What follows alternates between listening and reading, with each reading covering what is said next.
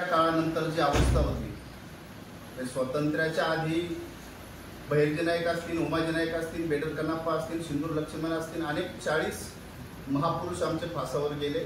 ह्या जातीचं एवढं मोठं योगदान ह्या महाराष्ट्रासाठी आणि देशासाठी आहे। पण ह्या रामोशी बेडर वेरड समाजात आद्य क्रांतीवर पहिली क्रांतीवर राजे उमाजी नाईक जन्माला आले। त्या राजे उमाजी नाईकांच्या आजपर्यंत 2014 पर्यंत राजे उमाजी नाईक दरोडेखोरांच्या यादीमध्ये होते।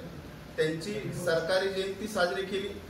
आद्य क्रांती राजे उमाजी नाईकांच्या नावानं आर्थिक विकास महामंडळ झालं। आर्थिक विकास महामंडळानंतर राजे उमाजी नाईकांच्या नावानं पुरस्कार आता जाहीर झाला। आद्य क्रांती राजे उमाजी नाईक असतील, बहिर्जी नाईक असतील, सिंदूर लक्ष्मण असतील, कन्नप्पा नाईक असतील, या सर्वांच्या नावानं ITI कॉलेजला नावं लागली। आद्य क्रांती राजे उमाजी नाईक आणि इतर 40 जे महापुरुष आहेत त्यांचं सर्वांचे एक आता त्या ठिकाणी राष्ट्रीय स्मारक बनतंय। त्या राष्ट्रीय स्मारकाला 49 कोटी 10 लाख रुपये त्या ठिकाणी निधी आणि 5 एकर जमीन देण्यात आली। ही सर्व ज्यांनी केलं ते ह्या महाराष्ट्राचे मुख्यमंत्री आदरणीय देवाभाऊ आणि ह्या महायुती सरकारने त्या ठिकाणी रामोशी बेडर वेरड समाजाकरता केलेला आहे। यामध्ये प्रामुख्याने देवाभाऊ ही आमच्याकरता एक दैवत लाभलेला आहे। आम्ही देवाभाऊला देवच आमच्यामध्ये मानतो। खऱ्या अर्थानं याची उपकाराची फेड म्हणून आपण समाजासमोर जावं, आपण समाजाला त्याचं योगदान काय आहे ते सांगावं। समाजाला महामंडळाच्या माध्यमातून आद्य क्रांती राजे उमाजी नाईकांच्या नावाने आर्थिक विकास महामंडळ झालेलं आहे। त्या महामंडळाच्या माध्यमातून आपण लोकांपर्यंत जाऊन आपल्या गोरगरीब जनतेला त्याचा फायदा कसा होईल। आर्थिक विकास महामंडळ झाल्यानंतर आपण त्याच्यामध्ये 1 लाख रुपयाची थेट योजना जी होती महामंडळ आणि जे खालचे समाज बांधव त्याच्यामध्ये 2 लाख आता त्या ठिकाणी देवेंद्रजींनी घोषणा केली आणि काही दिवसामध्ये ते 2 लाख रुपये एका व्यक्तीला 2 लाख रुपये थेट योजना मिळणार आहे। 15 लाखापर्यंत बिनयाजी कर्ज मिळणार आहे। अनेक योजना त्याच्यामध्ये आपण करणार आहे। जसे महाज्योती आहे त्याचप्रमाणे याच्यामध्ये आद्य क्रांती राजे उमाजी नाईकांच्या सुद्धा नावानं त्या ठिकाणी आपण त्यामध्ये आपल्या मुलांच्या शिक्षणाकरता UPSC MPSC करता किंवा पोलीस भरती करता ट्रेनिंग करता त्या ठिकाणी आपण सर्व त्या माध्यमातून होणार आहे। हे करत असताना रामोशी बेडर वेरड समाजाक पहिल्यापासून एक इमानदारी आलेली आहे आणि त्या इमानदारीची जाण म्हणून आमच्याकडे धन दौलत ह्या सरकारकरता किंवा या नेत्याकरता देण्याकरता नाहीये, पण आमच्याकडे इमानदारीने समाजापर्यंत जाणं, समाजाला सांगणं आणि त्याचमुळं धन्यवाद मुख्यमंत्री सन्मान यात्रा आपण चालू केली आणि काल परवा दिवशी आपण सासवड या ठिकाणून काल दौंड, इंदापूर, आज बारामती असं करत करत आपण पूर्ण महाराष्ट्रभर जाणार आहे। 30 तारखेपर्यंत आपलं हे आहे त्याची सांगता मुंबई या ठिकाणी आपण करणार आहे। त्या दिवशी तुम्ही भाषण करताना मुख्यमंत्री देवेंद्र त्यामध्ये खास करून आपल्याला सांगतो की जी स्मारक जी होते ज्यावेळेस 2014च्या आधी मला 13 सालामध्ये मी 2013ला मला संघटनेमध्ये काही आमचे नेते म्हणून आपल्या तालुक्याचे बबनराव खोमणे असतील, बाकीचे सुनील अण्णा चव्हाण असतील, जयवंतराव खोमणे असतील, मेजर असतील, अनेक 4-5 लोक जी अशी होती की ज्यांनी मला त्या संघटनेमध्ये आणलं, ज्यांनी मला बोलायला शिकवलं, ज्यांनी लढायला शिकवलं, तेच करोनाच्या काळामध्ये आमच्यापासून निघून गेले। त्यांचं फक्त एकच आत्ताचं जे राष्ट्रीय स्मारक होतंय हा आराखडा त्यांनी 3-3, 4-4 वेळा तयार केला, पण पहिल्या लोकांना पहिल्या सरकारांका आम्ही जे दिला त्याच्यानंतर आपल्याला कुठलंही त्याच्यात रिझन मिळलं नाही, आम्हाला जवळही उभं केलं नाही, आम्हाला आमच्या डोक्यावर मायेचा हात कुणीही ठेवला नाही। ज्यावेळेस ही लोक सर्व पडद्याआड गेली, ह्या आमच्या समाजामधून ती करोनाच्या काळामध्ये देवाने त्यांना नेली आणि त्याच्यानंतर आता ही स्मारक बनते ते सगळं त्या ठिकाणी आठवल्यामुळं मी त्या ठिकाणी भावूक झालो। ओबीसी राज्यात मोर्चाला प्रतिमोर्चा निकाल यामध्ये मी आपल्याला परवाही त्या ठिकाणी सांगितलेलं आहे की ह्या महाराष्ट्राचे मुख्यमंत्री आदरणीय देवेंद्रजी देवाभाऊ त्या 18 पगड जातींकरता खरोखर तो देव आहे आणि त्यांनी आपल्याकरता ज्या भूमिका मांडलेल्या आहेत, आपल्याकरता जी काय केलेलं आहे ती सर्व आपल्या डोळ्यासमोर आहे। आपल्याकरता बहुजनांकरता कुणीही नव्हतं, त्या व्यक्तीने बऱ्यापैकी आपल्याकरता केलेलं आहे आणि त्यामध्ये राहिला ह्या आरक्षणाचा विषय तर त्यामध्ये जे पहिलं जे त्यांनी मांडलं होतं की आपण बहुजन समाजाच्या किंवा भटकी मुक्तांच्या किंवा ओबीसींच्या कुठल्याही आरक्षणाला धक्का न लावता आपण मराठा समाजाला ती देऊ आणि त्या ठिकाणी त्याच पद्धतीने त्यांनी दिलेला आहे। मला तरी असं वाटतंय की याच्यामध्ये मी माझा एवढा मोठा अभ्यास नाही, पण जेवढा मी अभ्यास केलेला आहे याच्यामध्ये ओबीसीला काही घाबरायचे कारण नाही, ओबीसीला कुठलाही धक्का लागलेला नाही.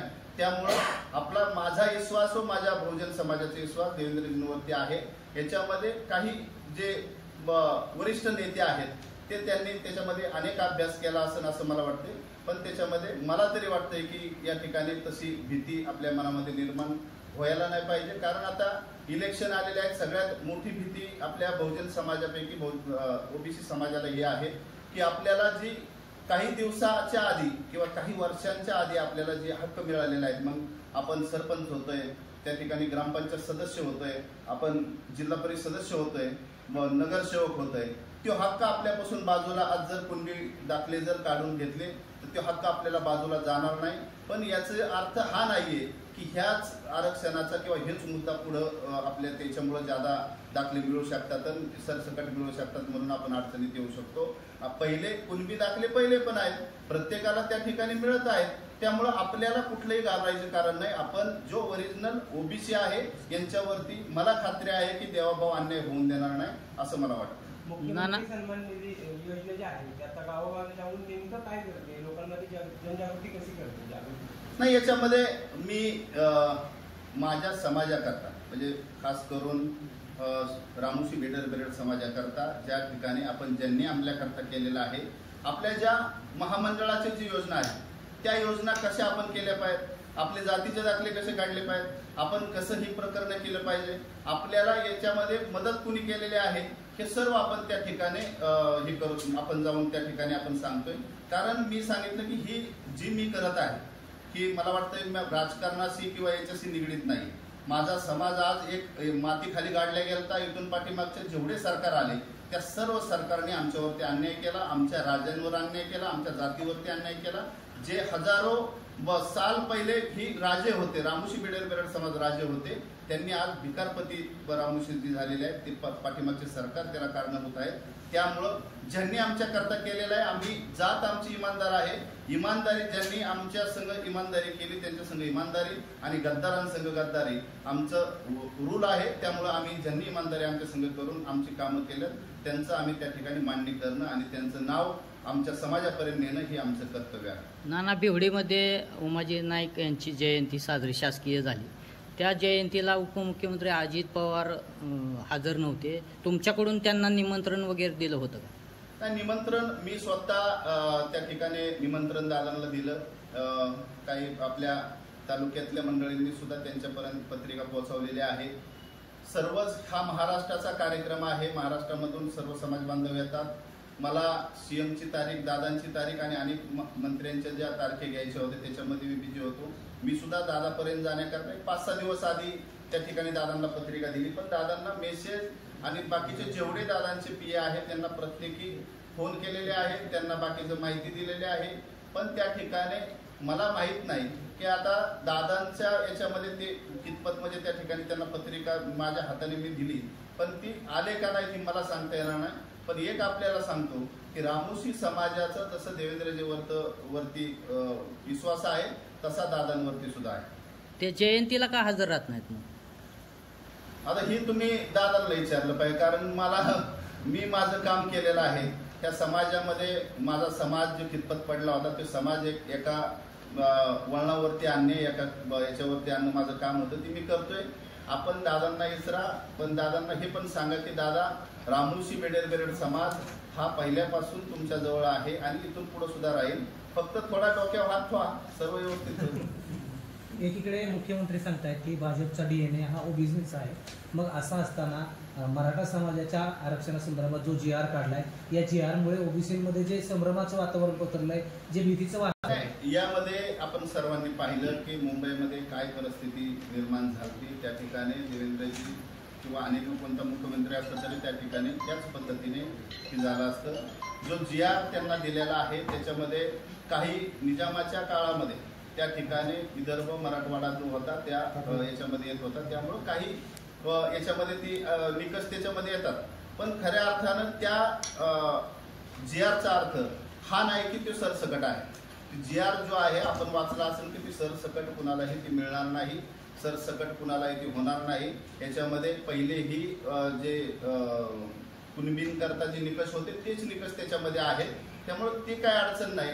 आणि तुम्हाला मी या ठिकाणी एवढं सांगतो की त्या GR मध्ये जसं पाटलांचं जसं म्हणणं आहे की बाबा त्या याच्यामध्ये कुणबी आम्हाला याच्यामध्ये घ्यावं, तसं आम्ही अनेक वर्ष म्हणजे कर्नाटकामध्ये बेडर समाज हा ST मध्ये आहे, बॉर्डरवरती बेरड समाज हा HNT मध्ये आहे आणि आम्ही HNT मध्ये आहे. आमची तीच लढाई एवढ्या वर्ष आहे की आम्ही ST मध्ये आहे.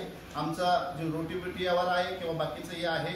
आपण तो GR जर पाहिला असेल, जो GR आपलं जो निजामाचा जे गॅजेट आहे, निजामाचे जे गॅजेट आहे त्या गॅजेटमध्येच रामोशी, बेडर आणि बेरड आणि वाल्मिकी हा एकच समाज आहे.